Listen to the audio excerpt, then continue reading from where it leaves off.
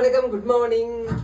எங்கள் அம்மா வந்து மீன் கடைக்கு போயிட்டு வந்தாச்சு. பாருங்க என்னெல்லாம் வாங்கியிருக்காங்கன்னு பார்த்தீங்கன்னா, ஒரு சிப்பு பழம் பார்த்துடுங்க, 2, 4, 6, 8, 9 பழம் இருக்குது. செந்தழுவம் பழம் பார்த்துடுங்க. எவ்வளோ ரூபாம்மா?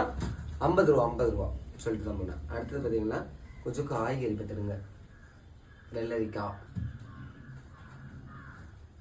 அப்போ எங்கள் அம்மா சாம்பார் வைக்க போகிறான்னு நினைக்கிறேன் நாளைக்கு. பீன்ஸு, வெண்டைக்காய், கேரட், இல்லை பழம் இன்னொன்று கிடக்கு, 10 பழம் 50 ரூபா. அடுத்தது பார்த்தீங்கன்னா கிழங்கு வந்து 10 ரூபா பார்த்துருங்க, சக்கரை வள்ளி கிழங்கு. அம்மா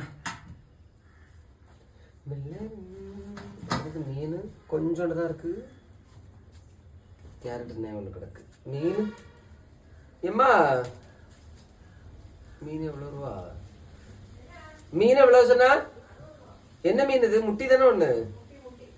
முட்டி முட்டி 2 முட்டி மீன்.